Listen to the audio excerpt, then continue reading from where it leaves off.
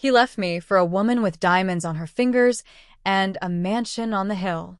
What he didn't know, I'd become a federal investigator, and I was the one who brought him down. Stick with me, and I'll show you how I turned heartbreak into power and justice into something personal. This isn't just a story of betrayal, it's proof that sometimes the best revenge is wearing the badge that arrests the man who broke you.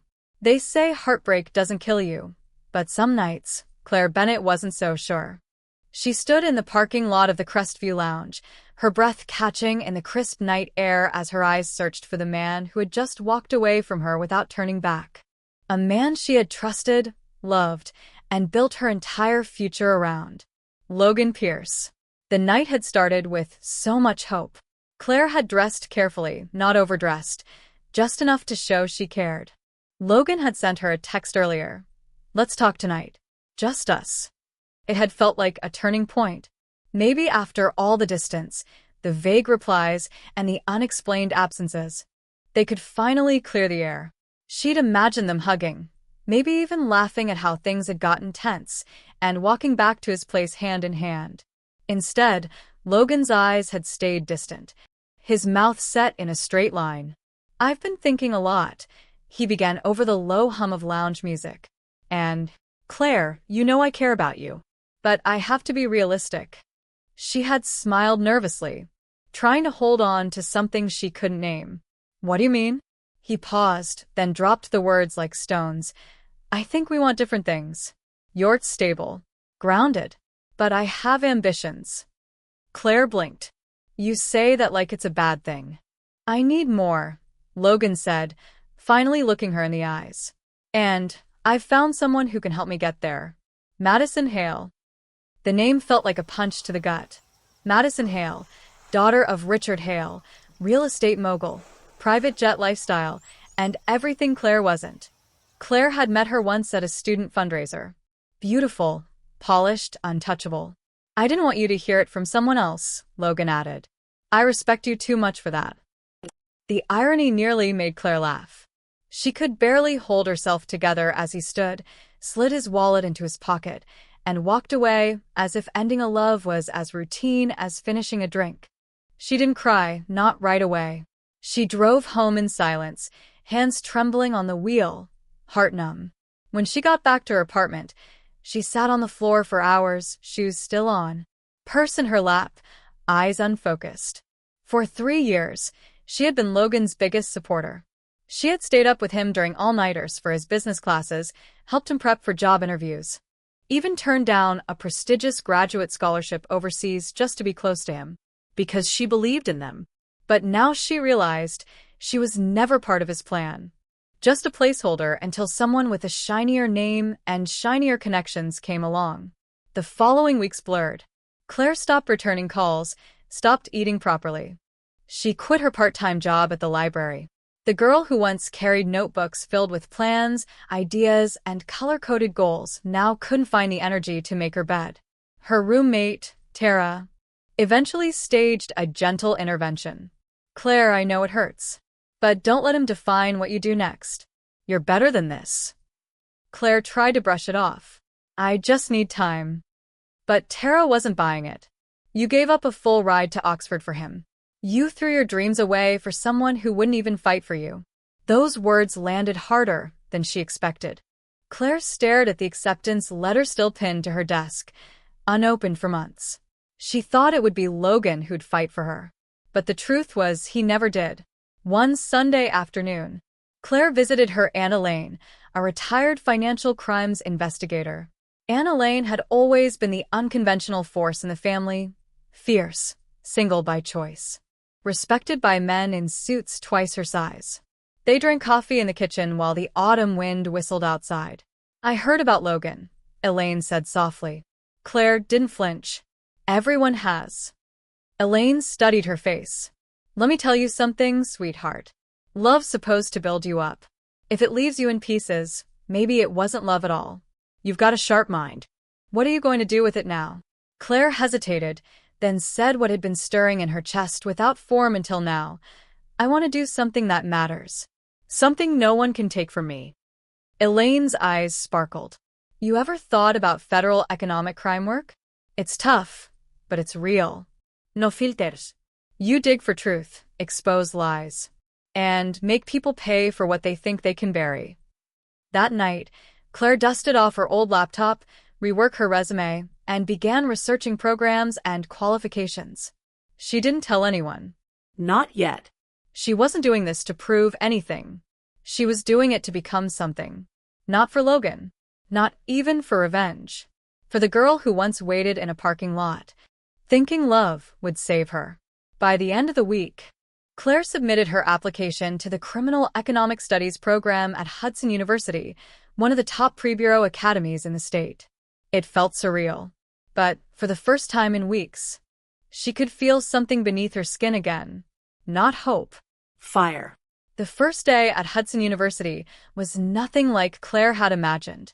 The morning air was sharp with fall, and the campus buildings towered over her, glass and stone symbols of ambition and quiet pressure. She walked briskly to the admissions office, trying not to let her nerves show.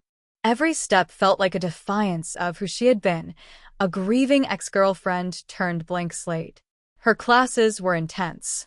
Criminal finance, forensic auditing, digital tracing, behavioral economics. The professors didn't smile often, and no one held your hand through the material. Most of the other students were men, many of them former interns at government agencies or law firms. From day one, Claire knew she was an outsider. But being underestimated became her weapon. She arrived early, stayed late, and rarely spoke unless she was sure of the answer. And she usually was. When one professor handed back an exam and said, "Top score, Miss Bennett. Keep this up," she simply nodded, though her heart hammered with something close to pride. Late at night, when the campus quieted down, Claire would sit in the library near the law section. She wasn't reading for class anymore. She was building a new sense of self. For every heartbreak she had once reread in old text messages, she now had footnotes and case studies. Still, it wasn't easy.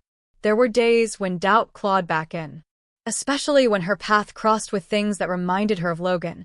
A couple laughing over coffee, a classmate wearing a cologne he used to wear, or worse. Headlines about Madison Hale's father securing another billion-dollar real estate deal. But Claire had made a choice. Forward. One particular evening, she stayed after class for a guest seminar hosted by a former FBI analyst. The topic, tracing financial liability in vehicular manslaughter cases. Claire's interest sharpened. She scribbled notes, raised her hand for questions, and stayed after to ask more. "You're thinking about something beyond the lecture," the analyst noted, smiling. "Real cases are messy, emotionally charged, but your job is to stay clear-headed." Think you can do that? Claire held his gaze. "I'm learning."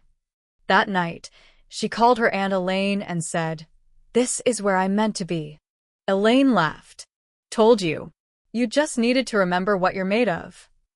By the time Claire completed her program and received her certification, she wasn't just a student anymore. She was a specialist. Clean record. High scores. Recommendation letters that praised her discipline and composure. The Bureau noticed. She was assigned to the city's Economic Crimes Division as a junior investigator, starting on insurance fraud and misappropriated funds. It was grueling, technical work, not glamorous, but it meant something. She worked under people who didn't smile easily, but respected results. At 26, Claire had transformed. She no longer waited for someone to choose her. She had chosen herself. And though she didn't know it yet, life was about to bring her full circle in the form of one unexpected case file. Claire's first year at the Economic Crimes Division was nothing short of baptism by fire. Her new office was tucked inside a gray municipal building downtown, far from the glamorous glass towers that once seemed like the apex of success. There were no shiny plaques or polished conference rooms, just fluorescent lights, dusty case files, and overworked investigators who didn't have time for small talk. Claire was assigned to a mentor, Detective Marcus Greer, a grizzled man in his 50s with a deep voice, dry humor, and no patience for incompetence. He'd seen interns come and go, most of them fading into quiet desk jobs or leaving for better-paying corporate gigs. From day one, he made it clear. Don't expect hand-holding. You want to learn? Watch, ask smart questions, and do your damn homework. And Claire did. She read everything she could get her hands on. Case reports, old investigations, statutes, internal memos. She volunteered for the grunt work others avoided, sorting old financial records, cross-checking tax returns, reviewing subpoenaed credit card logs. Her attention to detail quickly became her reputation. One case changed everything. It started with a flagged report about a construction firm inflating invoices on a city contract. The numbers didn't add up. Claire noticed a pattern others had missed, recurring payments to shell companies with no digital footprint.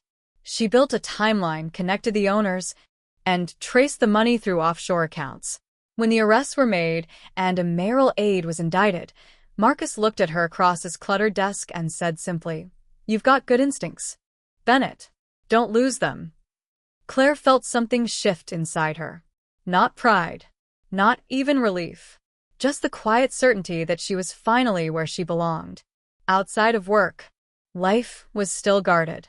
Her walls were up. She kept her world small. Books, coffee, long runs through the city at dusk. Dating felt like another lifetime. But people noticed her. Evan Cole, a fellow investigator in her unit, had a quiet steadiness about him. He was polite, smart, and deeply respectful, never pushing, never crossing lines. They'd share notes on cases, sometimes grab lunch in the break room, and occasionally exchange jokes only fellow analysts would appreciate. One day, after a particularly grueling case closed, Evan passed her a cup of black coffee and said with a smile, "You've got this quiet storm thing going on, Bennett. It's terrifying. In a good way." Claire smiled, really smiled, for the first time in weeks. Still, she wasn't ready. Not yet. But the difference now was, she knew she would be. One weekend, she visited her childhood home for the first time in months. Her father, a retired mechanic, grilled burgers while her mom watered the marigolds. They sat on the back porch, soft music playing through an old radio, and for a moment, Claire felt the years roll away. "You've changed," her father said gently, watching her with curious pride. "I had to," Claire replied. "You're stronger," her mom added, "but also quieter." Claire didn't deny it. Some lessons come loud. Some break you before they build you. Before she left, her father pressed a worn photo into her hand, her graduation picture with Logan standing beside her. Claire paused, then folded the photo neatly and tucked it into her coat pocket. Not to keep, but to discard when she was ready. Back at work, Claire found herself being pulled into more complex investigations. Her name was whispered with a mix of admiration and curiosity. Some called her the scalpel, precise, methodical, always cutting through the noise to find the truth. But Claire never let it go to her head. She remembered where she started, the girl on the floor of her apartment unraveling. And she promised herself, never again. One afternoon, a sealed folder landed on her desk. Internal distribution. High priority. She flipped it open and froze. Name, Logan Pierce. Allegation, financial obstruction related to a vehicular homicide investigation. Claire's pulse slowed. Her mind didn't spin, didn't scream. She simply stared, as though looking at a ghost she'd already buried. And yet here he was, in her world now, not as a lover, as a case. The folder remained open on Claire's desk long after the rest of the team had cleared out for lunch. She didn't touch it. She didn't even move. Just stared at the name, Logan Pierce, printed in bold at the top of the incident report. He was under investigation for financial obstruction connected to a fatal hit-and-run. A witness had reported a luxury vehicle fleeing the scene, and the plates were traced back to a company car owned by Pierce and Hale Holdings. The victim had been a father of two. The accident occurred at dusk on a rainy Tuesday. No skid marks, no attempt to brake. Claire's fingers trembled slightly as she turned the next page. Financial records flagged for inconsistencies. A transfer of ownership post-accident. Attempts to scrub metadata from the internal GPS tracking logs. And now, subpoenas for security footage from a street camera near the crash site. Her brain ran in two directions, one professional, scanning facts and inconsistencies, the other deeply personal, haunted by memories she thought she had buried. The way Logan used to smirk when he lied. The way he could charm a room full of strangers. The way he walked away from her without a backward glance. But that was then. This was now. And now. She wasn't the girl crying in the dark. She was the person tasked with finding the truth, no matter how ugly it might be. She stood, took the folder, and walked straight to her supervisor's office. "I need to declare a conflict," she said calmly. Her supervisor, Director Sharma, raised an eyebrow. "Conflict. I know Logan Pierce," Claire replied. "We were in a relationship several years ago." Sharma regarded her for a long moment, then nodded. "I appreciate your honesty. But this case is too high-profile to reassign, and frankly, I trust your professionalism more than anyone else on this team. If you feel you can proceed, you have my full backing." Claire took a breath. "I can handle it." The next morning, she was back at her desk before sunrise. Her instincts took over. She started combing through spreadsheets, timestamps, and financial records. She mapped out timelines, cross-referenced statements, and tracked a suspicious wire transfer to an offshore account days after the incident. She didn't flinch when she saw Logan's signature on a falsified reimbursement request. In fact, she felt something close to relief. The distance between who he was in her memory and who he was on paper grew clearer with every new document. When she interviewed the victim's widow, something shifted in her. The woman was composed, though her eyes were red. "He was just coming back from picking up our daughter. She had piano lessons. He never came home." Claire nodded. "I'm so sorry for your loss." The woman shook her head. "Just find out who did this. Please. Don't let him be another forgotten headline." Claire's heart ached, not just for the woman's grief, but for the years Claire had once wasted believing someone like Logan was worthy of her love, her future, her sacrifice. The evidence was growing. A gas station attendant remembered seeing a man matching Logan's description stop to wash what looked like blood off the bumper of his car. A nearby deli's security camera had recorded a blurry but damning angle of the car speeding away. A former employee from Logan's firm agreed to testify, anonymously, that they were instructed to alter data on the vehicle tracking software. Claire worked late nights, poring over every detail. Evan would occasionally bring her dinner, offering quiet companionship, without questions. "You don't have to carry this alone," he said one night. She glanced at him, weary but resolved. "I'm not. I'm just finishing what someone else started." Within 3 weeks, Claire compiled a full report with enough evidence to bring forward a formal charge. She passed it to Sharma without ceremony. "Everything's in there. Financial records, witness statements, video evidence." Sharma nodded. "And you?" Claire looked at him squarely. "I'm good. I want to see this through." An arrest warrant was issued the next morning. Logan Pierce, once the man who shattered her heart, would now face charges that could put him behind bars for decades. Claire said hetisk. Watching the agents walk past with purpose, knowing that one of them was delivering the warrant, she closed her eyes, not to rest, but to release. There was no glee in her chest, no victory dance, only quiet justice. And for Claire Bennett, that was finally enough. The media caught wind of the arrest within hours. The name Logan Pierce splashed across headlines like a scandal in slow motion. Heir to Hale empire accused of covering up fatal hit-and-run. Cameras lined the sidewalk outside his high-rise building, catching a glimpse of his stunned face as federal agents escorted him out in cuffs. Claire watched it all unfold on a muted monitor in the office. Her team clustered around nearby desks, murmuring commentary, but she sat apart, expression unreadable. She hadn't wanted this, not like this. No satisfaction, no vengeance. Just consequence. She was in the evidence room when her phone buzzed. Sharma's voice came through. "He's asking to speak to you." Claire paused. "Is that standard procedure?"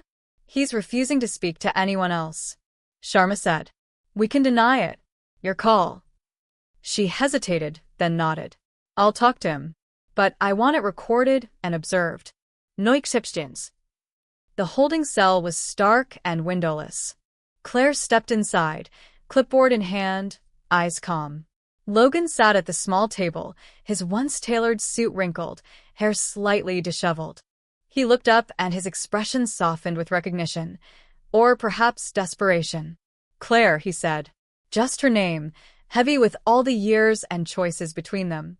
She didn't sit. You asked for me. Say what you need to say. He gave a hollow laugh. They told me you were the lead investigator. I didn't believe it. I thought. You thought I'd still be the girl who cried when you left, she interrupted, voice level. I thought you'd moved on. I hoped you had, he replied, voice quieter now. But not like this. Not with you holding the sword. Claire tilted her head slightly. You created your own blade, Logan. I just followed the evidence. He leaned forward. You know me, Claire. You know I wouldn't do this. I didn't mean for anyone to get hurt. That man is dead. His children will grow up without a father, she said sharply. You didn't mean to get caught. That's not the same thing. He deflated slightly. I panicked. The company, the pressure. Madison's father. Claire raised a hand. Stop. You don't get to blame Madison or her father or your ambition. You made choices. And now, for once, you don't get to buy your way out of them. There was silence. Then, almost pleading, he said, Claire, I need someone to believe in me. Her eyes met his. Steady and sad. I did. When it mattered. And you taught me what that cost. She turned to leave. Behind her, Logan stood but didn't follow. He simply whispered, I'm sorry. Claire didn't answer. Back in the hallway, Evan waited for her. He didn't ask questions, just walked beside her in silence until they stepped outside. The air was crisp, cool, and clear. He's not the same man I knew, Claire said finally. No, Evan replied. But you are. Just stronger now. They stood for a while, letting the quiet do what words couldn't. In the days that followed, Claire gave testimony in pre-trial hearings. The evidence was overwhelming. Logan's attorneys pushed for plea deals, but nothing could erase the digital trail he had left. The media slowly lost interest as the legal process became procedural. But for Claire, something deeper shifted. One evening, she returned home to find the old photo from her graduation still tucked in the back of her bookshelf, the one with Logan smiling beside her. She took it, stared for a moment, then dropped it in the trash. Not out of anger, out of closure. A week later, Evan invited her to a small jazz club tucked into a quiet corner of the city. She wore a blue dress, subtle makeup, and for the first time in years, she didn't feel like she was pretending to be okay. As the music played, Evan leaned closer and said, You didn't just close a case, Claire. You closed a chapter. She smiled. I think I'm finally ready to write the next one. They clinked glasses. And somewhere between the saxophone and the quiet laughter, Claire Bennett began again. Claire sat on her balcony the morning after the trial hearings ended, a mug of black coffee in her hands, watching the city come alive in slow motion. The sound of honking taxis and barking dogs below felt distant, almost muted, as if the world had moved 1 degree away from her, and she from it. The city hadn't changed, but she had. The Logan Pierce case had wrapped without much fanfare, a guilty plea arranged through negotiation, restitution ordered, and prison time confirmed. It was done. The final stamp on a file that had once been her entire world. And yet, closure was not always loud. Sometimes it came in the quiet moments, the silence that followed chaos, the breath you didn't know you were holding until you finally let it go.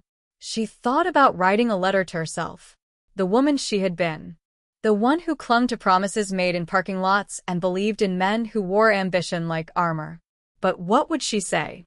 I forgive you, Claire whispered instead, eyes glinting in the morning light.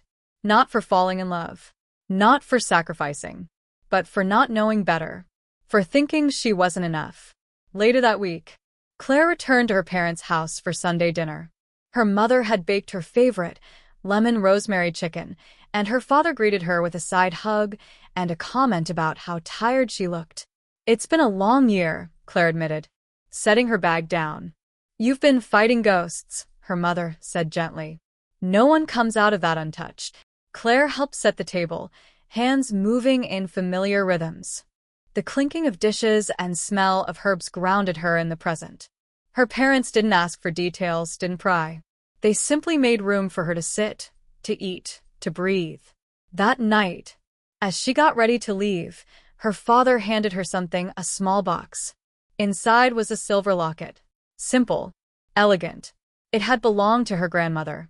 She wore it every day, he said it reminded her of her strength when she thought she had none. Claire's throat tightened. She clasped the chain around her neck, letting the weight of it settle over her collarbone. The following Monday, she returned to the office with a new energy. The world hadn't become easier, but it had become clearer. Claire picked up new cases, one involving a pyramid scheme, another tied to public fraud.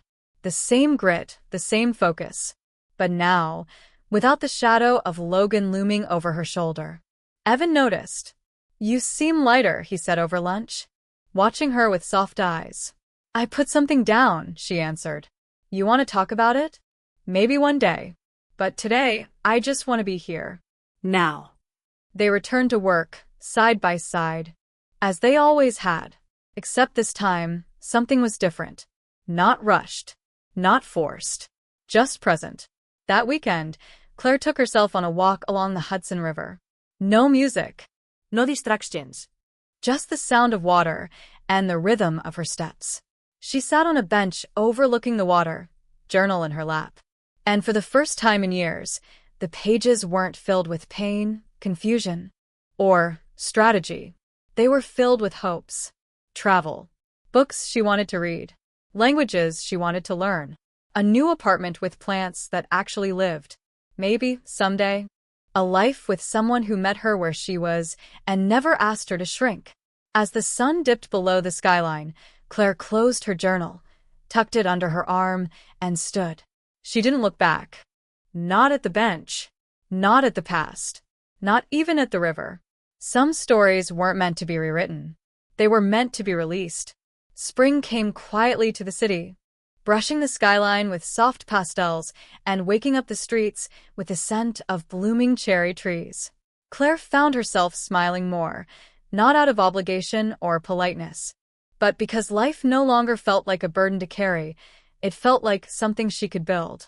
She moved into a new apartment on the east side, smaller but filled with light. The kind of place with creaky wooden floors, mismatched doorknobs, and windows that opened wide to let the world in. She bought plants, real ones, and this time they didn't die. Her mornings became rituals. Warm coffee, stretching near the window, checking her calendar. No more rushing to outrun herself. No more waking up with the weight of unfinished grief. Work was steady. She had just closed a major wire fraud case involving a fake tech startup, and her report had been used as a training example for new recruits. Evan dropped by her desk with a smile and a quiet, "You made that look easy." Claire just shook her head. "You only see the final product." "I see the effort too," he said. They started spending more time together, naturally. It wasn't a grand declaration or dramatic confession, just shared coffee, late-night research sessions, and occasional dinners that turned into walks. One Friday, Evan invited her to a jazz-in-the-park evening. Claire almost declined. The old instinct to protect her peace still lingered. But then she looked at him, waiting patiently, not expecting anything. And she said yes. They sat under the stars, music swirling around them like an old story, and Claire let herself lean into the moment. She let herself laugh loudly. She even sang along to a song she half remembered. Evan turned to her and said, "You know, you're kind of incredible when you're not trying to be invincible." Claire looked down, a soft smile forming. "I'm tired of armor." "Good," Evan said, his voice low. "You never needed it." That night, walking back to the subway, he reached for her hand. And for the first time in years, Claire didn't flinch. She didn't hesitate. She didn't think about what came next or what had come before. She simply let her fingers intertwine with his. It was simple. Honest. Enough. Weeks passed. They grew closer, but slowly, deliberately. There were no games, no ultimatums, no illusions. Claire told him stories from her past, piece by piece, and Evan never rushed her. He listened, fully, attentively, and when he did speak, it was never to fix, only to understand. One evening, Claire invited him over for dinner at her place. She cooked, burnt the rice, and they laughed so hard she cried. He helped wash dishes and played old records while she read aloud from a book of essays. It felt easy. Real. Later, as they sat on the couch, he asked, "What do you want, Claire?" She thought for a moment. "A life that fits. One where I don't have to squeeze into anyone's version of who I'm supposed to be." "And now?" he asked. She looked around, at the warm lights, the green plants, the man beside her who never tried to outshine her pain. "I think I'm close." Evan leaned in, brushing his lips against her forehead. "You're already there." Claire still had battles ahead. There would always be new cases, new challenges, new reckonings. But for the first time, she wasn't fighting her way out of the past. She was stepping into something new. Not just survival. Living. And maybe, just maybe, loving again, on her own terms. It had been 6 months since Claire closed the Pierce case, and life had found a rhythm she had never known before. One not dictated by damage control, grief, or survival. But peace has a way of testing you, often not with chaos, but with quiet questions. Are you ready to live in the calm you asked for? Can you let yourself stay whole? Claire sat in her office one Tuesday morning, sorting through preliminary files on a new corporate embezzlement case. The sun streamed across her desk, touching the edge of her coffee cup. She felt centered, grounded, until Sharma knocked on her door. "We've got something," he said, his tone neutral, but his eyes watchful. "High stakes. Multi-agency interest. They want you on it." Claire raised an eyebrow. "Why me?" "It's delicate," Sharma said. "Involves the Hale Foundation." Claire froze. Madison Hale. Logan's wife. Or ex-wife now. According to the tabloids Claire no longer followed. "What's the charge?" Claire asked, her voice calm. "Internal financial mismanagement. Charitable fund misappropriation. Possible tax fraud. The board is claiming whistleblower retaliation, and they want a clean sweep. Unbiased eyes." Claire exhaled. "You think I can be unbiased?" "I think you're the only one who won't be dazzled by the Hales," Sharma replied. That night, Claire sat on her couch, files unopened, glass of wine untouched. Evan was across from her, reading. He noticed her silence and set his book down. "Talk to me." She told him. Everything. He didn't flinch. "You can walk away." "I could," she said. "But I won't." Why? "Because the system gave me a second chance. I owe it to the next woman who's being told she's too emotional to lead, or too involved to be impartial. I want to prove them wrong. And I want to prove it to myself, too." Evan nodded and gently reached across the couch to squeeze her hand. "Then I'll be here, no matter how messy it gets." The Hale Foundation investigation was a web of elegant lies, hidden grants, shadow corporations, forged reports. Claire approached it methodically, but a part of her, the part that had once been broken in that world, felt the old scars ache.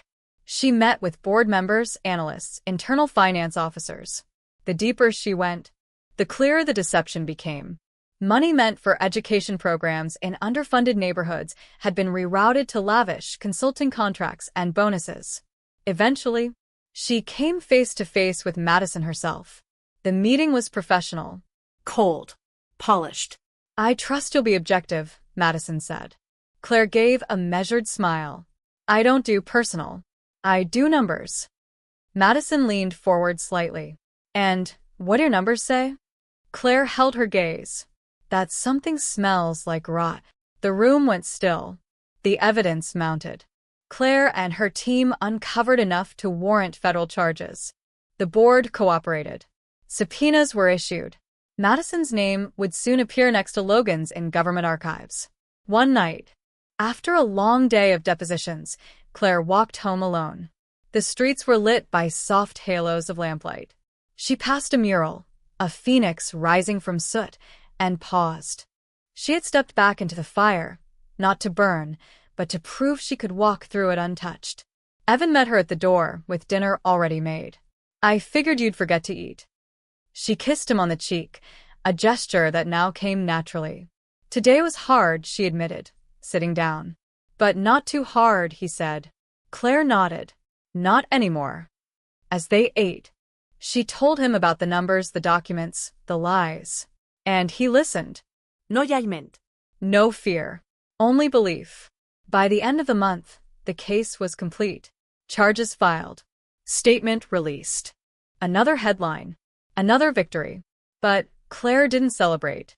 She walked into her apartment, took off her heels, and stood by the window. For the first time, she realized she had become someone she would have looked up to. Not because she'd won, because she had stayed whole. The accolades came quietly, as Claire preferred them. An internal commendation. A sealed letter of appreciation from a federal office. A brief, formal announcement on the department bulletin for exceptional leadership and integrity in the Hale Foundation investigation. Agent Claire Bennett is hereby recognized. No applause. No celebración. Just a simple nod from Director Sharma in the hallway. "You held your ground." Claire responded with a quiet, "Thank you." It was enough. But outside the walls of bureaucracy, the ripple effect was undeniable. Claire began receiving emails, not from reporters but from women. Former interns, junior analysts, young professionals navigating toxic workspaces. "I followed your case. You made me feel like I wasn't crazy. They told me to back down. I didn't because you didn't." One email from a woman she'd never met, simply read, "Thank you for staying in the room." Claire printed that one and taped it to the inside of her desk drawer. One afternoon, she was asked to guest lecture at Hudson University, her old program. She hadn't been back in years. The lecture hall was just as she remembered. Cold chairs, low ceilings. The faint scent of pencil shavings and coffee. She stood at the podium, scanning rows of eager faces. For a moment, she saw her younger self among them, unsure, wounded, hoping she belonged. "I'm not here to tell you how to win," Claire began. "I'm here to tell you how not to lose yourself." She talked about the human cost of chasing justice, about sleepless nights and blurred lines, about learning when to fight and when to walk away. When the lecture ended, a few students lingered. One young woman with frizzy hair and a nervous voice said, "I thought I had to be like the guys to survive in this field." Claire smiled. "You don't. You just have to be like yourself. Fully." Outside the lecture hall, Evan waited. He'd sat through the entire talk, quiet and proud. "You didn't lose her," he said as they walked together. "That younger you. She'd be damn proud." Claire slipped her hand into his. She finally stopped surviving. She started building. In the months that followed, Claire was offered promotions, transfers, high-profile assignments. She took time with each offer, no longer fueled by urgency or the need to prove anything. She weighed not just the opportunity but the cost. Eventually, she accepted a new role. Head of a task force focused on corporate accountability and ethical finance, a position that would allow her to mentor younger agents and shape future investigations with compassion as well as rigor. "You'll be writing the rules now," Sharma told her with a rare grin. "Then I'll write them for the ones no one sees coming," she replied. On the day she moved into her new office, she brought only 3 things: a framed photo of her parents, a ceramic mug from her old apartment, and the printed email that had reminded her why she stayed. She pinned it to the corkboard beside her desk, a quiet oath to herself. Then she sat down, not as someone trying to reclaim what had been lost, not as someone chasing justice through the ruins of her past, but as someone who had rebuilt from the inside out and was now ready to help others do the same. There was no finish line. No moment when the clouds parted, a choir sang, and someone handed Claire a trophy for surviving everything life had thrown her way. There was only this: a quiet morning, soft sunlight streaming through the blinds, the scent of fresh coffee drifting from the kitchen, and the slow, steady realization that she was no longer waiting to be rescued. Not by love, not by justice, not even by time. She had rescued herself. That, she realized, was the real ending to her story. Not the arrest, not the conviction, not even the promotions. But this peace earned, unrushed, and hers alone. Claire spent her days differently now. Not softer, she was still fierce, focused, and committed, but with more intention. She carved out time for things she used to dismiss. Sunday hikes, poetry readings, awkward but wonderful community art nights. Evan often joined her, sometimes not. And that was okay. Love didn't need to fill every moment. It just needed to be safe when it showed up. She began mentoring young women in law enforcement, hosting informal gatherings at her apartment. Sometimes with coffee, sometimes with wine, always with honesty. You don't have to become steel to survive, she told them once. But you do need to know how to hold yourself when others try to bend you. They listened. She could tell. Because she didn't speak like someone trying to impress them. She spoke like someone who'd earned every word with bruises they couldn't see. One evening, while organizing files in her new office, she came across her old application to Hudson University's Criminal Economic Studies program. She smiled at her handwriting, neat, ambitious, slightly unsure. In her essay, she'd written, "I want to pursue this field because I believe truth matters and because I want to become someone strong enough to stand in the storm." Claire folded the paper gently and placed it in her desk drawer. She had become that someone. That weekend, she visited her childhood home. Her parents were older now, a little slower, a little grayer. They sat on the porch, watching the world go by in content silence. Her mother looked at her and said, "You look like someone who found what she was looking for." Claire thought for a moment, then nodded. "I did. But more than that, I found what I needed." "And what was that?" her father asked. "A way back to myself." As the evening settled, Claire stood in the backyard, looking at the stars. She thought about the girl she used to be, naive, heartbroken, desperate to be chosen. And she thought about the woman she'd become, deliberate, resilient, unafraid to choose herself. In the end, that's what this had always been about. Not revenge, not recognition, but reclamation. Her voice, her worth, her life. When she returned to the city, she wrote a letter. Not to anyone else, just to herself. "Dear Claire, you made it. Not because you were perfect, not because you never broke, but because you kept showing up, even when it was hard, even when it hurt.